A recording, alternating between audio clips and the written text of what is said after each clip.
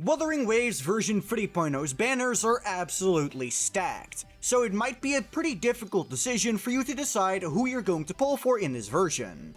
So I'm going to talk about every banner character in version 3.0 and give you my opinions of who is worth pulling for and who isn't.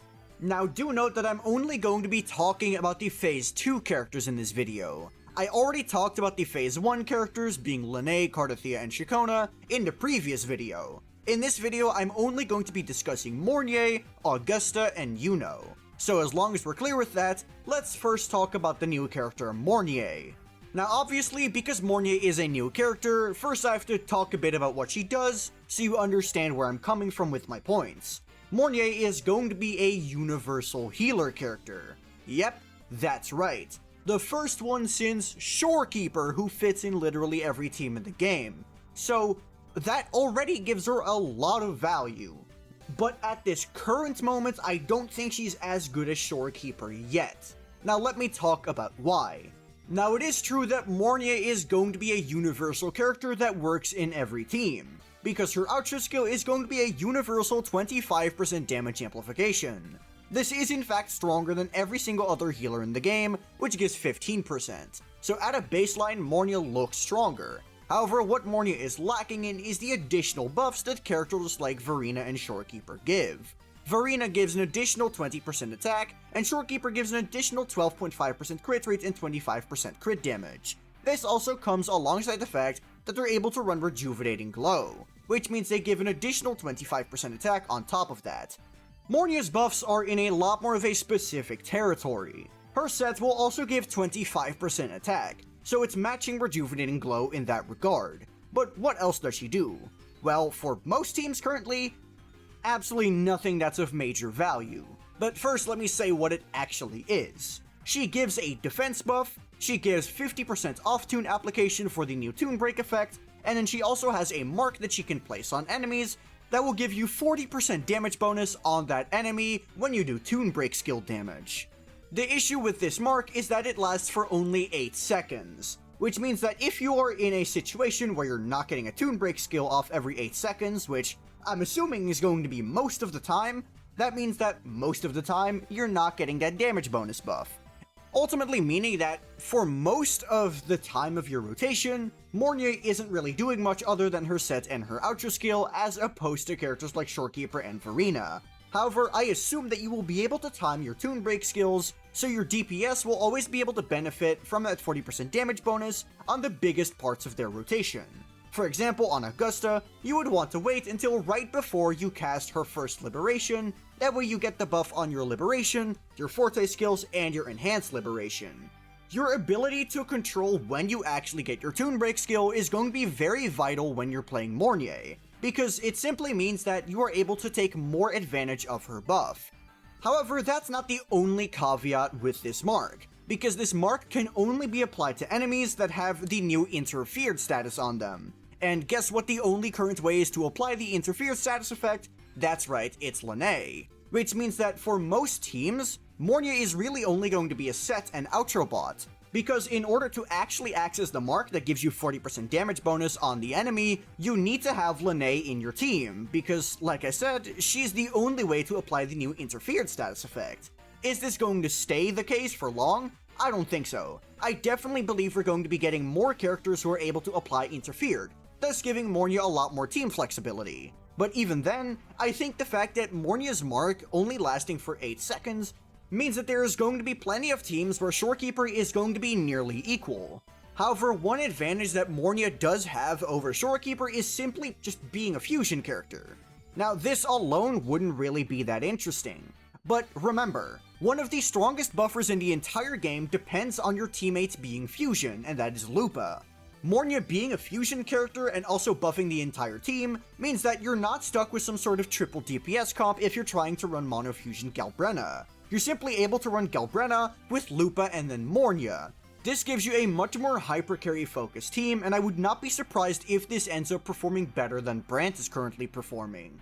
And obviously with Lupa's buffs being as strong as they are, well, Mornye is going to be better than Shorekeeper when it comes to these mono fusion teams. Ultimately, Mornye's value is going to depend a lot on what you value in a character. I know a ton of people who simply want another shorekeeper, and for the people who simply want another shorekeeper, Mornye is definitely going to be an S tier pull. And I would not blame you for thinking that, but I personally think she's only an A+, because she just currently doesn't have that many characters that are able to take advantage of her buffs. However, do let it be known that I believe Mornye is going to age incredibly well, and much better than Lene. But that's enough talking about Mornye, because there's two other characters that are both incredibly powerful, being Augusta and Iuno. I'm going to be talking about Augusta first, and then Iuno. So Augusta is already known as one of the most free-to-play friendly DPS characters, because unlike a lot of DPS characters we've had as of late, she doesn't lose a lot from running a 4-star character.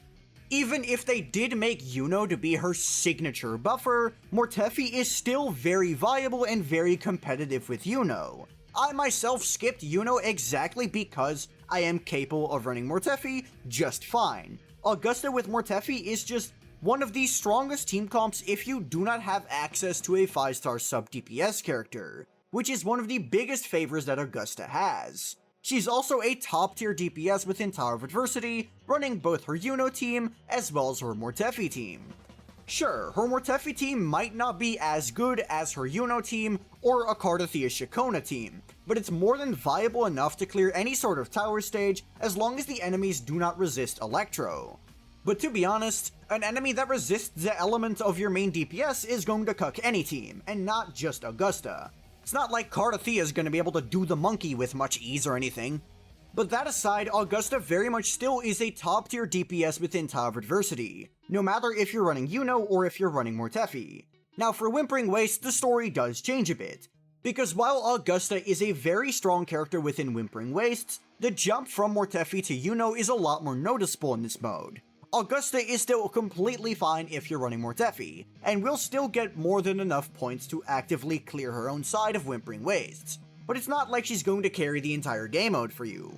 You will still at least need a good second team. However, if you get Iuno for your Augusta, this entirely changes. Iuno's personal damage means that she is going to do a lot better at wiping waves than a Mortefi would, ultimately meaning that you're simply going to be clearing more waves during your rotation, which, for Whimpering Wastes, is obviously exactly what you want. Iuno's personal damage really helps in this mode.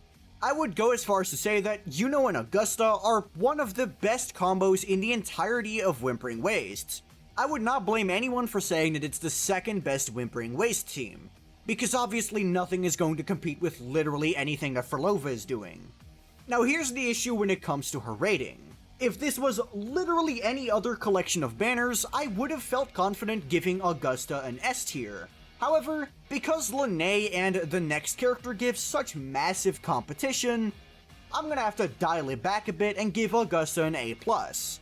Overall, Augusta just doesn't have many flaws, but it's simply just the sheer competition that makes her unable to get an S tier. Speaking of that competition, it's her partner in crime next, being Iuno.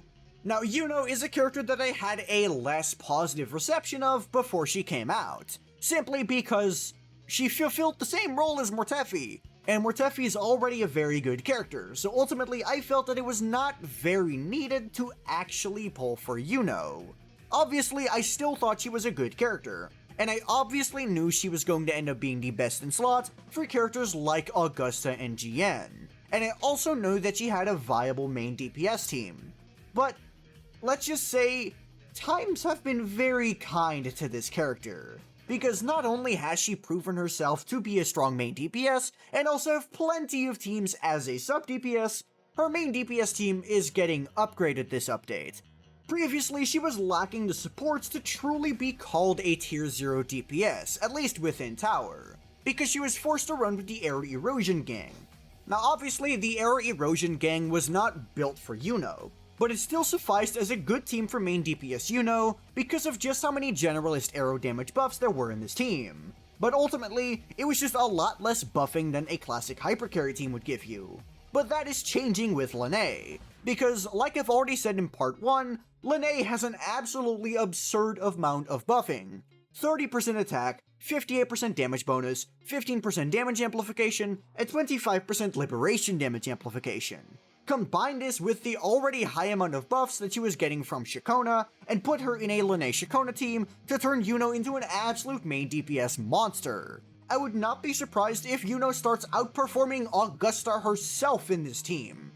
Shakona isn't required for this to be good either, because obviously Shorekeeper and Mornye are there to have your back, giving Iuno a pretty good amount of teammate flexibility, both as a main DPS as well as a sub DPS.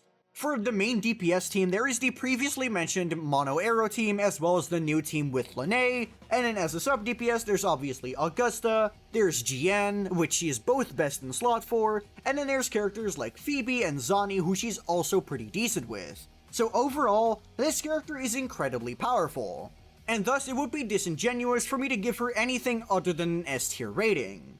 But those are just my opinions. Let me know what you think of these characters down below, and while you're down there be sure to like the video and subscribe to the channel. If you have any questions, be sure to join my Discord server, which is linked down in the description below. If you just want to see more of me, you can check out my second channel, which is also linked in the description. I don't post very often, but when I do, it's just kind of what I'm passionate about. But that'll be all from me. Peace.